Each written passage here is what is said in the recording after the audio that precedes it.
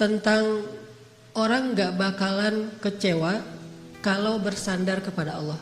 Itu gak bakalan. Bahkan kita bisa bilang mustahil. Mustahil seseorang itu kecewa gara-gara berpegang, bersandar, menyerahkan dirinya kepada Allah. Itu mustahil. Bukan seperti itu sunnatullah. Karena siapapun yang berserah diri kepada Allah, maka dia telah berpegang kepada tali yang paling kokoh. Wa man yuslim wajhahu ila Allah wa man yuslim wajhahu ila Allah wa huwa muhsin faqad istamsaka bil urwatil wuthqa wa ila Allahi aqibatul umur. Siapa yang menyerahkan dirinya kepada Allah dan dia senantiasa berbuat baik, maka sesungguhnya dia telah berpegang kepada tali yang paling kokoh dan kepada Allah segala urusan dikembalikan. Jadi nggak ada orang yang kecewa kalau dia berpegang kepada Allah. Masalah apapun. Masalah rezeki, masalah jodoh, terutama yang kedua. Kalau kita bergantung kepada Allah dalam urusan jodoh, maka insya Allah kita nggak akan kecewa. Mak comblang yang paling baik itu adalah Allah. Kalau mak comblangnya ustadz, kadang-kadang ngecewain. Ustadz, ini CV saya. Oh ya, kriteria yang kamu cari seperti apa? Saya mah nggak susah-susah ustadz, standar-standar aja. Ya standar yang gimana? Yang tingginya 180, yang kulitnya bening, sampai kalau minum kelihatan airnya ngalir gitu. Transparan. Kemudian yang hidungnya seperti pedang, yang matanya seperti bidadari. Tahu mata bidadari? Belum. Besar dan sayu, tapi nggak belok. Belok apa teh? Sudah pernah lihat Ustaz? Ada di rumah saya. Oh iya. Nah ini kriterianya. Terus kata Ustadz, kalau yang kayak gitu Ustadz juga mau gitu ya. Akhirnya pas ketemu Ustadznya duluan yang ta'arufan. Ini kalau mak comblangnya manusia. Tapi kalau mak comblangnya Allah jauh lebih meyakinkan dan gak bakalan kecewa. Dengan kriteria apapun, wa huwa ala kulli syai'in qadir. Dan kalau Allah menjanjikan yang baik akan ketemu dengan baik, pasti innahu la yukhliful mi'ad. Allah tidak pernah mengingkari janjinya. Masalah apapun kita harus mengandalkan Allah. Coba deh selalu ngandelin Allah. Bahasa gampangnya gini, udah tenang aja ada Allah, itu. Dan kalau kita sudah melibatkan Allah, la yudayya'akallahu idzan. Itu pasti Allah nggak bakalan ngecewain kamu. Kalau udah ngandelin Allah, ini gimana nih? Udah tenang aja, ada Allah. Allah tidak akan mengecewakan. Salah satu kalimat udah tenang aja ada Allah adalah la tahzan, innallaha ma'ana.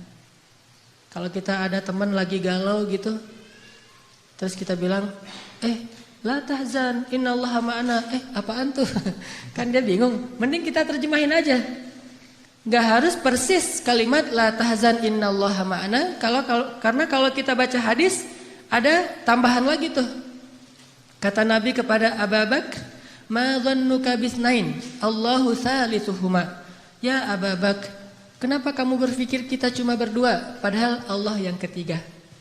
Kalau dalam ayat la tahzan innallaha ma'ana. Kalau bahasa kita woles bro. Woles, tenang aja ada Allah. Santai bro, karena ada Allah. Itu bahasa Arabnya la tahzan innallaha ma'ana. Andalin Allah dalam masalah kita. Ada masalah apapun, serahin aja sama Allah. Bismillah, la haula wala quwata illa billah.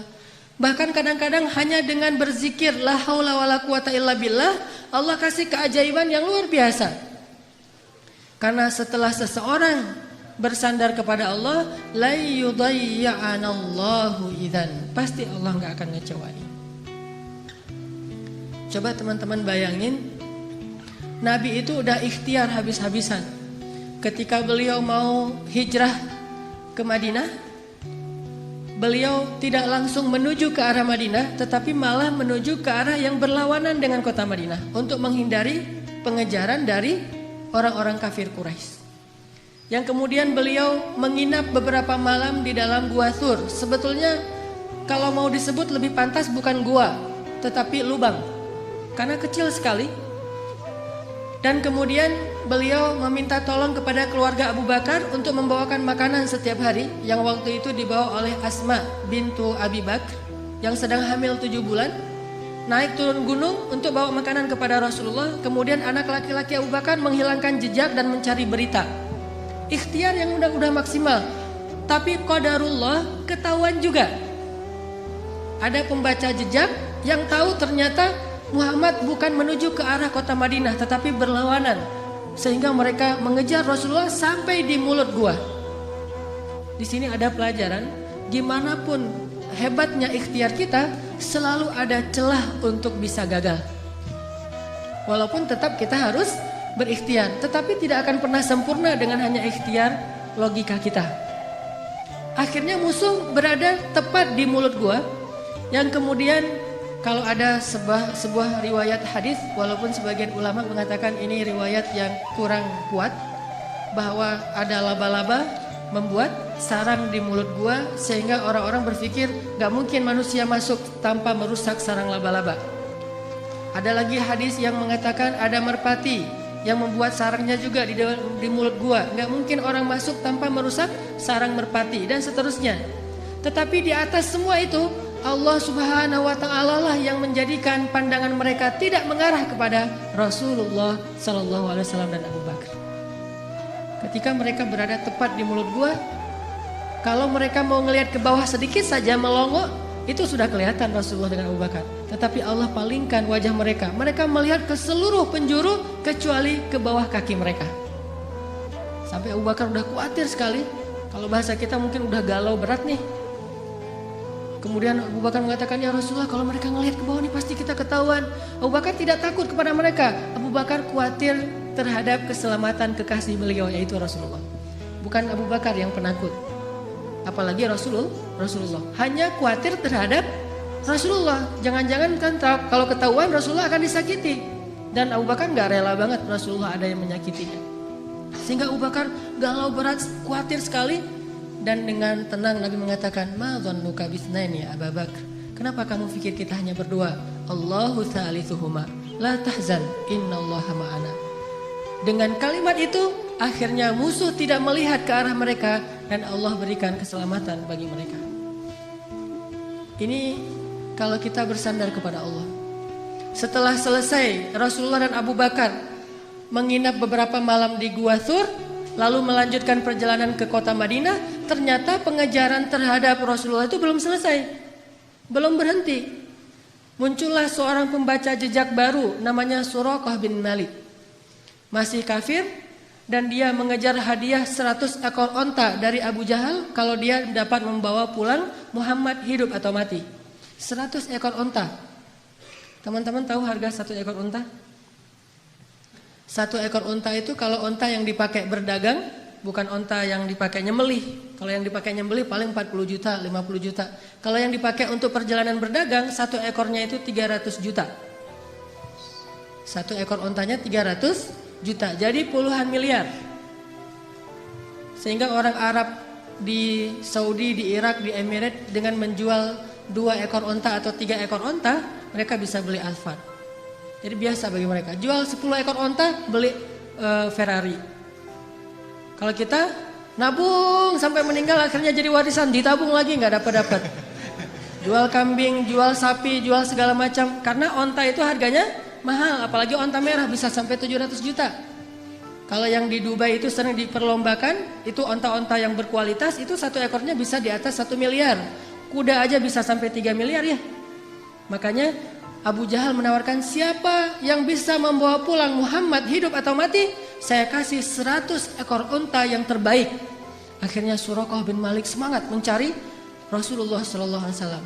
Dia baca jejak di setiap penjuru padang pasir. Karena dia berpengalaman membaca jejak, dia lihat langit, dia lihat pasir yang terbang gara-gara ada orang yang berjalan cepat di padang pasir. Dia lihat merpati, dia lihat alam. Akhirnya dia menemukan Nabi SAW dengan Abu Bakar. Ketemu. Begitu sudah dekat, kemudian tiba-tiba dengan takdir Allah, Allah memperlihatkan kekuasaannya. Kuda yang ditunggangi oleh Suraqah terperosok dan jatuh. Kemudian Suraqah bangkit, naik lagi ke atas kudanya, dan kudanya tidak mau berjalan.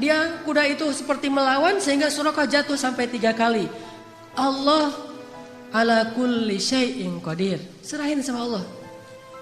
Akhirnya Suraqah berjalan kaki, nggak menyerah. Kudanya nggak mau jalan, dia nggak pundung, dia nggak menyerah. Akhirnya dia jalan kaki. Dia kejar Rasulullah dengan berjalan kaki. Setelah mendekat kepada Rasulullah, tiba-tiba Rasulullah mengatakan, "Ya Suraqah, bagaimana pendapat kamu kalau kamu memakai pakaian khusus Raja Persia?" Kata dia, "Pakaian Raja Persia?" "Ya," kata Rasulullah. Mau, kata Suraqah. Kata Rasulullah, "Kalau begitu, halaulah orang-orang yang ingin mengejar kami. Kelak kamu akan memakai pakaian Persia, Raja Persia." Sehingga akhirnya Allah Subhanahu wa taala membolak-balikan hati manusia. Yang tadi marah kepada Rasulullah, benci kepada Rasulullah, ingin mengambil keuntungan dari menangkap Rasulullah, Allah balikkan hatinya tiba-tiba menjadi pendukung Rasulullah SAW. Walaupun belum beriman, tapi dia mendukung Rasulullah. Dia lupa dengan 100 ekor unta. Coba bayangkan secara logis, 100 ekor unta itu sudah jelas. Yang menawarkannya Abu Jahal, orang paling kaya di Mekah. Sedangkan pakaian Persia yang nawarinya seorang laki-laki yang bahkan dari kampung halamannya aja terusir. Dan bagaimana dia akan berikan jubahnya Raja Persia kecuali dengan cara menaklukkan negeri Persia. Dan bagaimana dia akan menaklukkan Persia sedangkan di rumahnya aja, di kampungnya aja dia dalam keadaan lemah dan terusir. Ini kan gak logis. Kok bisa Suraqah percaya sama Muhammad yang dalam keadaan terusir, memberi janji yang aneh, tapi dia meninggalkan janji-janji Abu Jahal 100 ekor unta yang paling realistis. Ini kebesaran Allah Subhanahu wa taala. Dan ini juga sebagai bukti Rasulullah itu benar-benar al-amin, as-sadiqul masduq, orang yang selalu dipercaya bahkan oleh musuhnya. Suraqah lebih percaya kepada Nabi walaupun Nabi terusir dengan janji yang aneh itu daripada kepada Abu Jahal yang realistis. Sehingga akhirnya Allah menyelamatkan Rasulullah dan Abu Bakar sampai di Madinah. Selang beberapa tahun setelah Nabi SAW wafat, pada masa kekhalifahan Umar bin Khattab, akhirnya Islam berhasil membebaskan Persia dan menaklukkan kerajaan-kerajaan yang zalim di sana. Lalu salah satu ghanimah harta yang dibawa dalam peperangan itu adalah jubahnya Raja Persia, dibawa ke Madinah. Ketika jubah Raja Persia sampai di Madinah, diserahkan kepada Umar. Umar teringat dengan janji Nabi, sehingga Umar bertanya, "Aina Suraqah?" Di mana Suraqah bin Malik? Ternyata Suraqah sudah masuk Islam. Kemudian dia datang, "Saya ya Amirul Mukminin, saya Suraqah, udah tua dia." Kata Umar, "Ya Suraqah, masih ingat dengan janji Rasulullah kepadamu?" Suraqah bingung, janji yang mana? Dia udah lupa dengan janji Nabi. Kemudian kata Umar, "Sesungguhnya dulu Nabi pernah berjanji akan memakaikan kepadamu pakaian Raja Persia." "Oh ya, saya masih ingat waktu itu Nabi berjanji demikian." Maka wahai Suraqah, pujilah Allah, sesungguhnya Allah telah mengabulkan janji-janji itu, dan inilah pakaian Raja Persia, pakailah. Pas dilihat oleh Suraqah, sutra semua, bagus sekali pakaiannya. Dia ganti bajunya, dia pakai baju Raja Persia, dia pakai mahkotanya, dia pakai sepatunya, dia pakai pedang yang bertahtakan banyak berlian-berlian di atasnya. Sehingga Suraqah tiba-tiba seolah-olah menjadi Raja Persia. Dia muter-muter keliling kota Madinah. "Oh, saya Raja Persia, saya Raja Persia."